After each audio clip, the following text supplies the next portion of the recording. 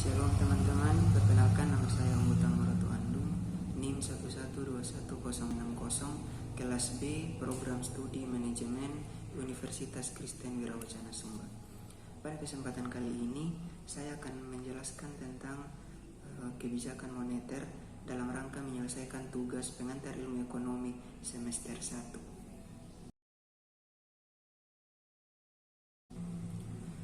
Baik, yang pertama saya akan menjelaskan tentang pengertian kebijakan moneter. Kebijakan moneter adalah kebijakan ekonomi pemerintah melalui bank sentral sebagai pemegang otoritas moneter untuk mengendalikan jumlah uang yang beredar dalam rangka mencapai kestabilan ekonomi. Jadi intinya adalah kebijakan moneter ini kebijakan yang dikeluarkan oleh bank sentral, dalam hal ini Bank Indonesia, dalam rangka mengendalikan uang yang beredar di masyarakat sehingga kestabilan ekonomi dapat tercapai.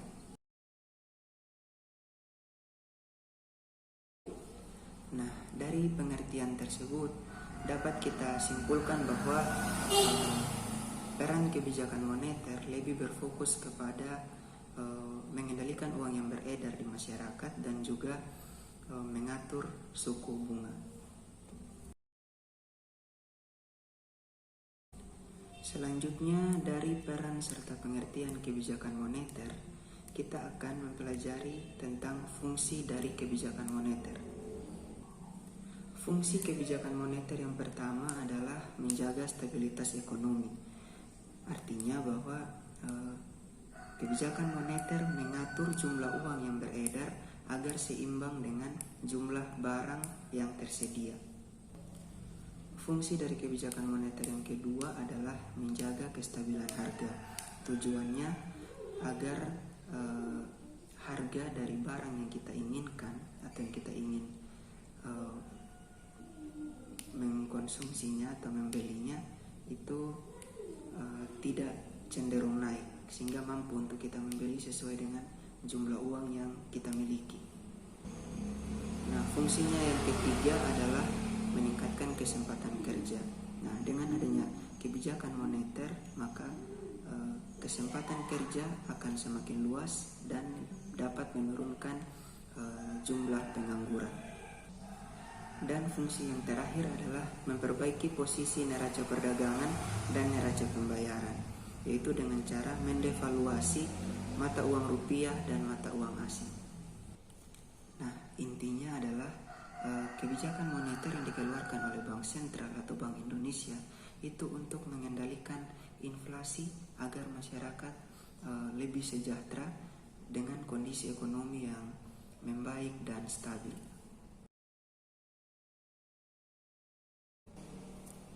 Selanjutnya kita akan membahas tentang jenis kebijakan moneter. Jenis kebijakan moneter itu terbagi menjadi dua. Yang pertama, kebijakan moneter ekspansif atau monetary expansive policy. Ini disebut juga dengan kebijakan uang longgar, yaitu kebijakan yang dilakukan melalui bank sentral dengan tujuan untuk menambah jumlah uang yang beredar di masyarakat ketika negara mengalami resesi atau depresi. Sedangkan yang kedua adalah kebijakan moneter kontraktif atau monetary contractive policy. Ini disebut juga sebagai kebijakan uang tetap, yakni kebijakan melalui bank sentral untuk mengurangi peredaran jumlah uang ketika negara mengalami inflasi.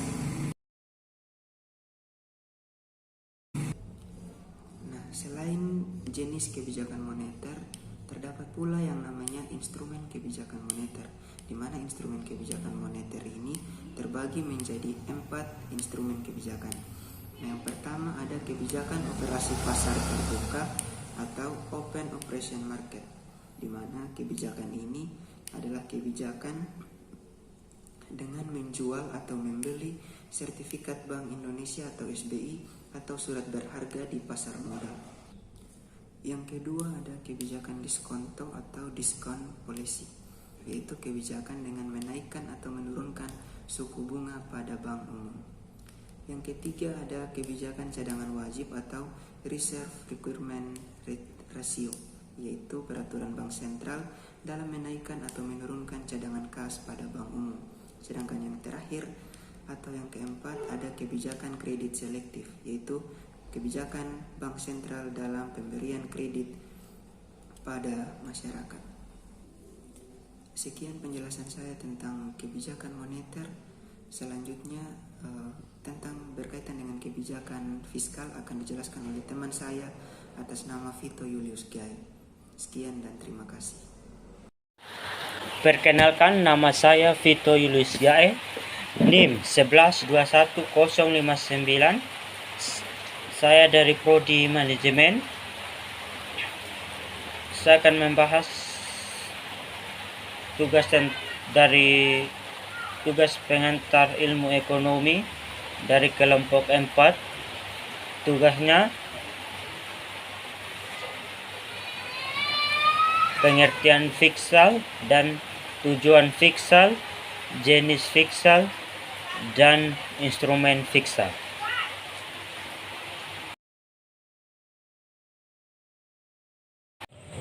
Ya, saya akan menjelaskan pengertian kebijakan fiskal. Dari segi definisi, kebijakan fiskal adalah suatu strategi atau kebijakan yang diterapkan oleh pemerintah demi menjaga pemasukan dan pengeluaran.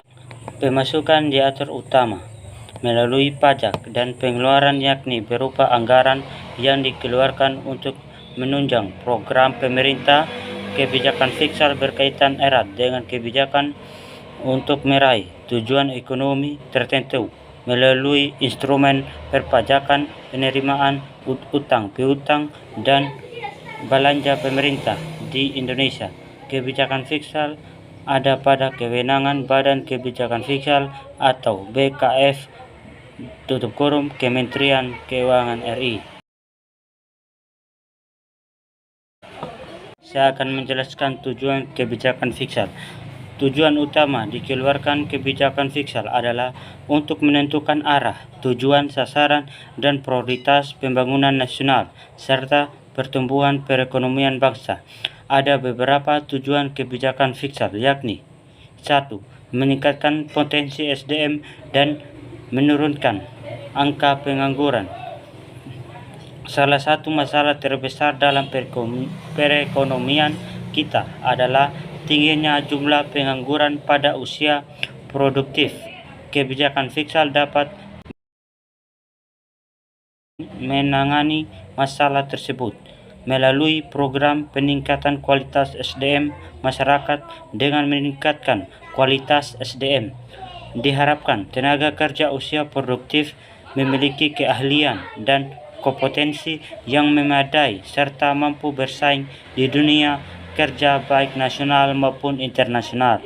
Hal ini secara tidak langsung mampu menaikkan taraf ekonomi negara. Yang kedua, menjaga stabilitas harga. Melihat berita tentang kenaikan harga komoditas, mulai dari yang esensial seperti harga bahan bakar sampai hal-hal terdekat kita seperti harga bahan masakan yang naik turun harganya. Tersebut bisa terjadi melalui berbagai faktor, mulai dari tingkat permintaan pasar sampai cara-cara yang tidak dibenarkan seperti penimbunan stok sehingga menyebabkan kelangkaan. Salah satu tujuan utama dalam kebijakan fiskal yakni untuk menumpas praktik-praktik kecurangan yang menanggung stabilitas harga sehingga komoditas tetap terjangkau bagi masyarakat. Yang ketiga, memacu pertumbuhan ekonomi negara.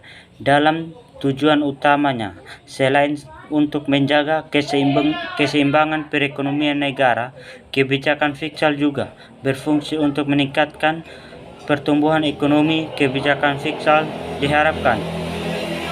diharapkan menelurkan banyak inovasi baru dalam bidang perekonomian sebagai solusi untuk meningkatkan perekonomian, juga memegang peranan selaku pemangkau kebijakan.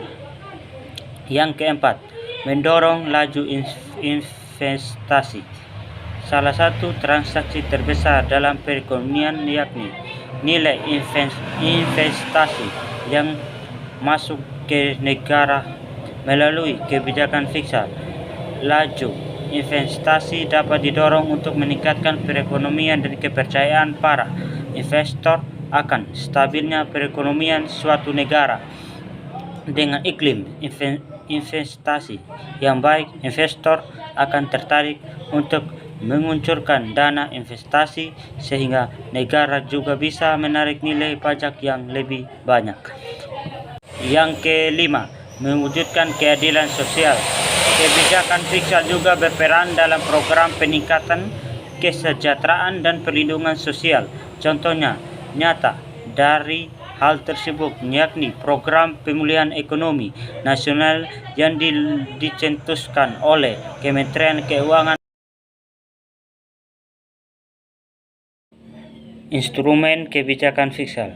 Kemudian untuk mengetahui lebih lanjut tentang kebijakan fiskal, kita juga harus mengenal beberapa instrumen kebijakan fiskal, yakni sektor-sektor dalam perekonomian yang dimanfaatkan pemerintah untuk menjaga stabilitas perekonomian makro dan sektor-sektor tersebut antara lain. 1. Pajak. Sektor penting dalam instrumen kebijakan fiskal adalah pajak, baik dari segi sektor domestik maupun luar negeri. Demi mencapai tujuan ekonomi, pemerintah dapat meningkatkan mampu menurunkan daya beli masyarakat melalui pajak. Contohnya, jika pajak diturunkan, jumlah output barang dan jasa akan semakin meningkat, sehingga meningkatnya daya beli masyarakat. Namun sebaliknya, jika pajak dinaikkan, sehingga meningkatkan daya beli masyarakat. Namun sebaliknya, jika pajak dinaikkan, akan menurun output barang dan jasa, serta menurunnya daya beli masyarakat. Yang kedua, pengeluaran belanja. Instrumen kebijakan fiskal yang kita bahas selanjutnya ialah pengeluaran belanja negara. Hal ini seperti konsep dasarnya daripada apa yang terjadi bahkan dalam kehidupan kita sendiri. Misalnya pendapatan keluarga menurun, tentu kita akan berusaha untuk berhemat dan menekan pengeluaran agar terjadi keseimbangan antara pendapatan dan pengeluaran. Dalam teks negara, nilai belanja negara dapat dikurangi atau ditambah sesuai dengan kebutuhan.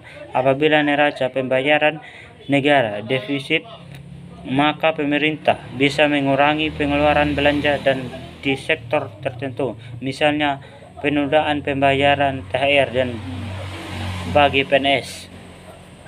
Yang ketiga, obligasi publik. Instrumen kebijakan fiskal yang terakhir yakni tentang penerbitan obligasi atau surat utang bagi warga negara.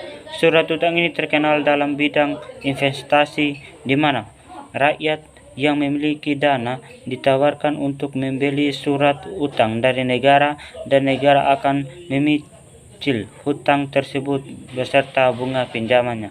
Salah satu produk yakni SBN retail atau surat berharga negara yang diperjualbelikan. Surat ini diperdagangkan sebagai produk investasi.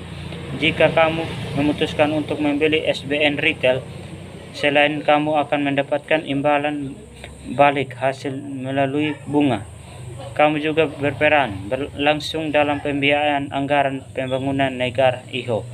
Nah, itu tadi penjelasan mengenai kebijakan fiskal. Sudah paham kan? Sekarang kita jadi tahu bahwa kebijakan fiskal memegang peranan kunci dalam mempertahankan stabilitas ekonomi suatu negara.